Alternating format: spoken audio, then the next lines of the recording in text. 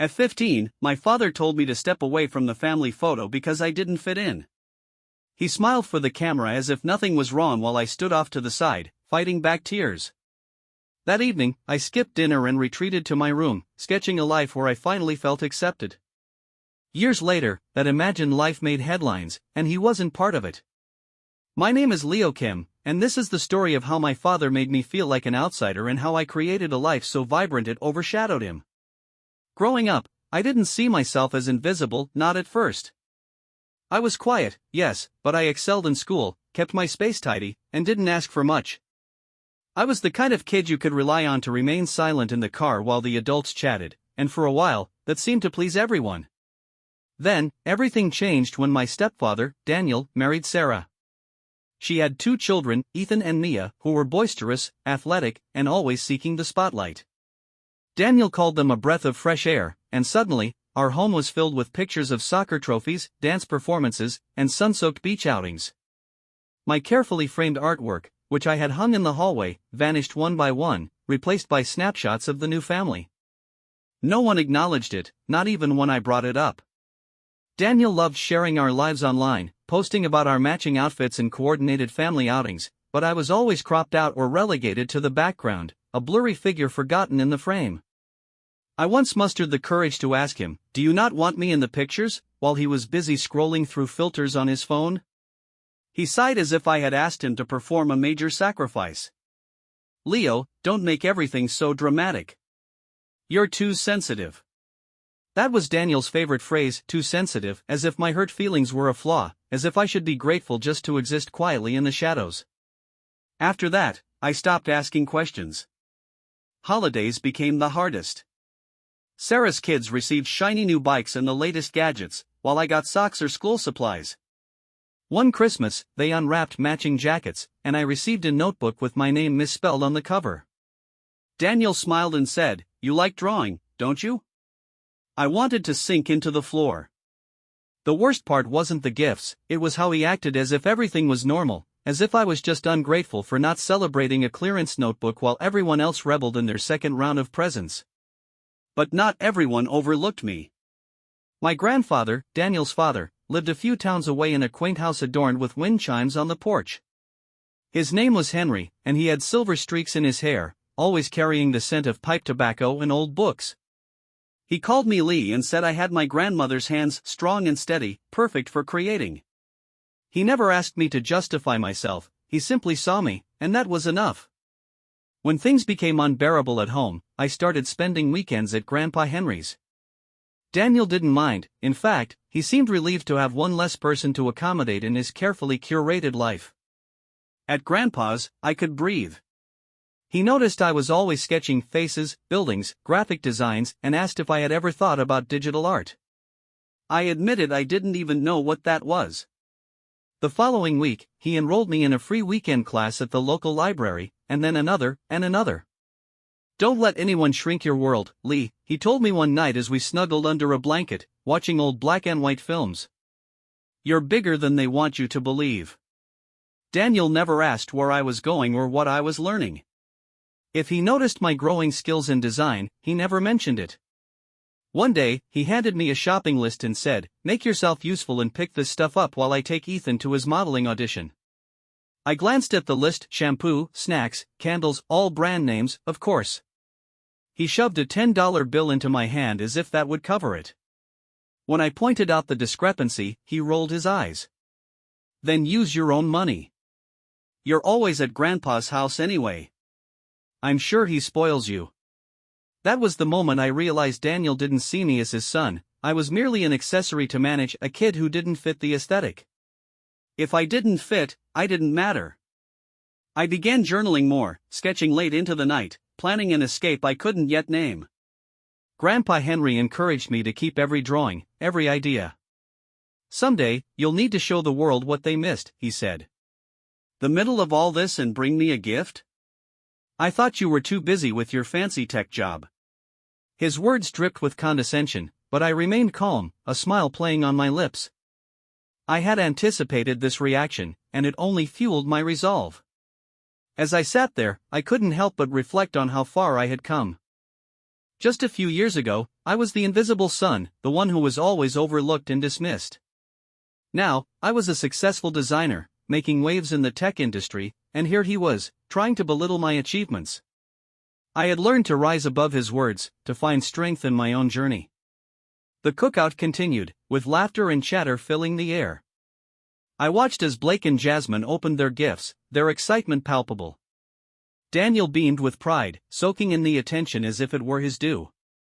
I felt a pang of sadness for the boy I once was, the one who longed for acceptance and recognition from a father who never saw him. But I also felt a sense of liberation. I had built a life that was mine, one that didn't depend on his approval. Finally, it was my turn. I leaned forward, placing the small, neatly wrapped box in front of him. "Happy birthday, Carlos," I said softly, my voice steady. He eyed the box suspiciously, his expression a mix of curiosity and skepticism. "What is it?" he asked, his tone still laced with sarcasm. "Just open it," I replied, my heart racing with anticipation. He hesitated for a moment before tearing off the wrapping paper. Inside was a certificate for an all-inclusive luxury adventure retreat in the Norwegian fjords.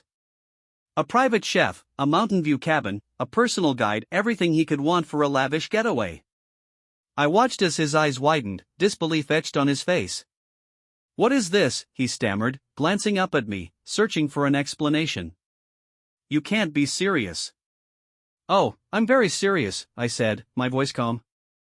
"I just wanted you to see what you gave up. This is what you missed out on when you chose to ignore me." The words hung in the air, heavy with meaning. I could see the gears turning in his mind, the realization dawning on him that I was no longer the boy he could dismiss. The atmosphere shifted, the laughter around the table fading as the weight of my words settled in. I could feel the eyes of the guests on us, the tension palpable. Daniel's facade of confidence began to crack, and for the first time, I saw a flicker of uncertainty in his eyes. "Elias, this isn't necessary," he said, his voice faltering. "You didn't have to go to all this trouble." "Actually, I did," I replied, my tone firm. "You spent years making me feel like I didn't belong, like I was an afterthought. This is my way of showing you that I've moved on. I've built a life that I'm proud of, one that doesn't include you." The silence that followed was deafening.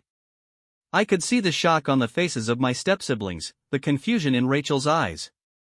They had always seen me as the quiet, invisible one, but now I was standing my ground, refusing to be overlooked any longer. As the cookout continued, I felt a sense of empowerment wash over me. I had taken control of my narrative, and I was no longer the boy who faded into the background. I was Leo Kim, a successful designer, and I had a story worth telling. After the awkwardness of the moment passed, I excused myself from the table, needing a moment to breathe. I stepped away from the crowd, finding solace in the garden's quiet corners. The sun was setting, casting a warm glow over the flowers, and for the first time in a long while, I felt at peace. I thought of Grandpa Henry, who had always believed in me, who had seen my potential when no one else did. I wished he could be there to witness this moment, to see how far I had come. I pulled out my phone and sent him a quick message, letting him know I was thinking of him. As I stood there, I realized that I had finally broken free from the chains of my past. I was no longer defined by my father's dismissive words or the feeling of invisibility. I had carved out a space for myself in the world, and I was ready to embrace whatever came next. The cookout may have been a facade, but my journey was real, and I was determined to keep moving forward, one step at a time. And he's been struggling to cope. He wants to talk to you, Leo. Can you come by? I felt a mix of emotions wash over me. Part of me wanted to dismiss the request outright, to continue living my life without the weight of his expectations. But another part of me, the part that had learned to see the world through a lens of compassion, considered the possibility that maybe he was finally ready to acknowledge the past. "Sure, I'll think about it," I replied, trying to keep my voice neutral. After hanging up, I sat in silence, contemplating the years of hurt and neglect. I had built a life that was fulfilling and meaningful, but the thought of facing Carlos again stirred up old wounds. A few days later, I found myself standing outside his house, the familiar facade looking just as I remembered it. I took a deep breath and knocked on the door. When it opened, I was met with a frail version of the man I once knew. Carlos looked older, wearier, and the designer clothes that once defined him now hung loosely on his frame. "Leo," he said, his voice barely above a whisper. "Thanks for coming." I stepped inside, the air thick with unspoken words. We settled into the living room, and I could see the remnants of a life once filled with laughter and family gatherings. Now, it felt empty, echoing with the silence of years lost. "I've been thinking a lot about everything," he began, his gaze fixed on the floor. "I know I wasn't the father you needed. I was too focused on, well, everything else." I nodded, allowing him to continue.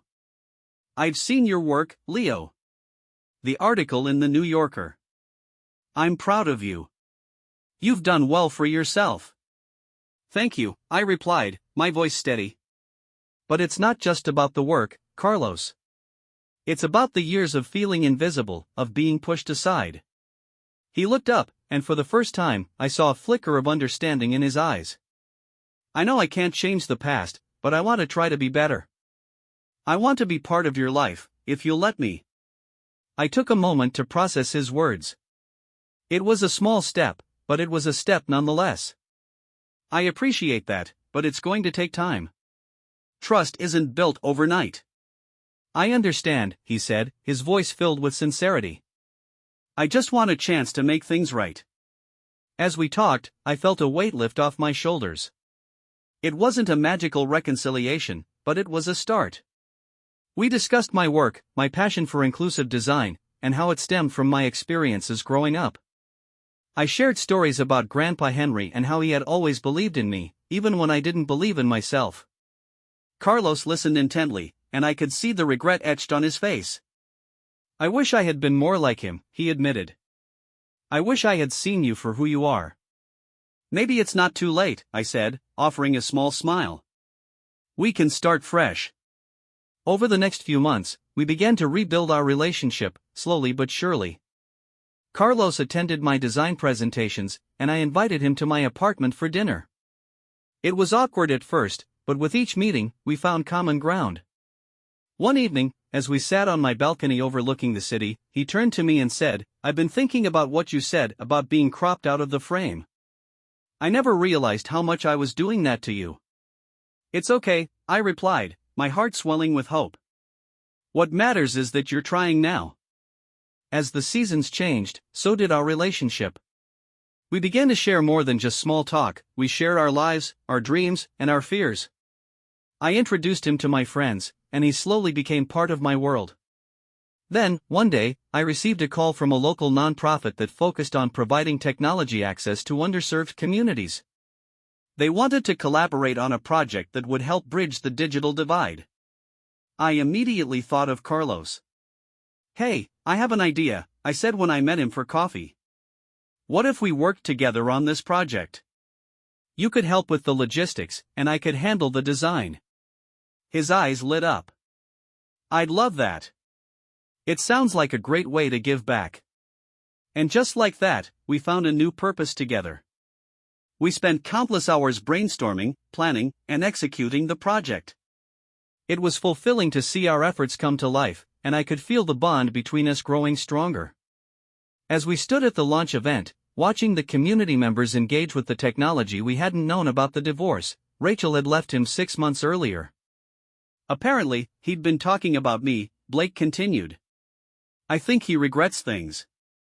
I stayed silent, letting him fill the space.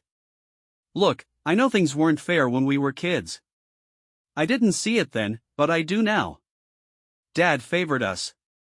He pushed you aside. I'm sorry I didn't say anything. It was the first genuine thing I'd ever heard from my stepbrother." "What does he want?" I asked, my voice steady. Blake paused.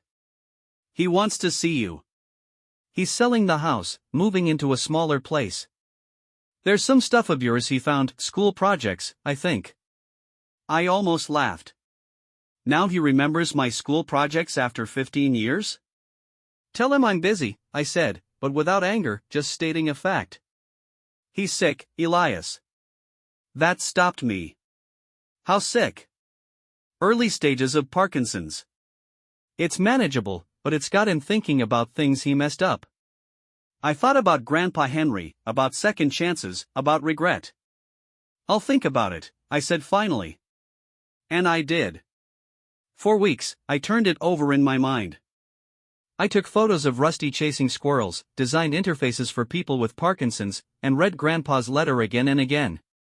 Finally, I made a decision. I wouldn't meet Carlos at his house, the house where I'd been systematically erased. Instead, I texted Blake, Saturday, 2 p.m. at Julian's place. He knows where it is. When Saturday came, I didn't dress up. I wore what I'd wear on any weekend: jeans, a comfortable sweater, my grandfather's watch. I made coffee and put Rusty's blue tennis balls away. He'd gotten too excited last time someone new visited. Carlos arrived exactly on time, something he'd always been obsessive about.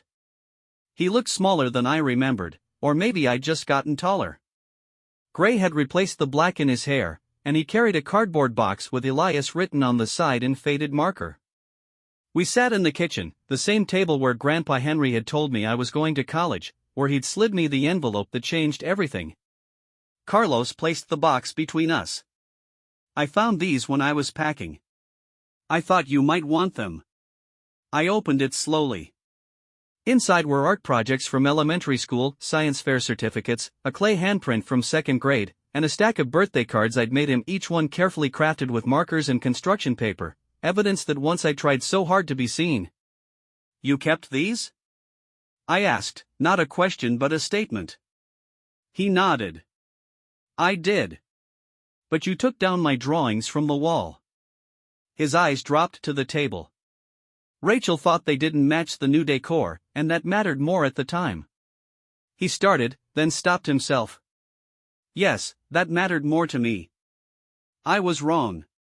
I studied him, this man who had once been the center of my universe, the author of my invisibility, and now a stranger asking for what exactly? Why now, Carlos? I used his first name deliberately.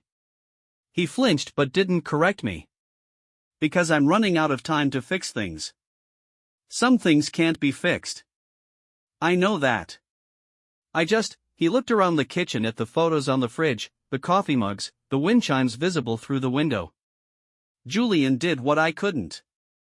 He saw what I didn't. He saw me, I said simply. Carlos nodded. He was always better at that, seeing people.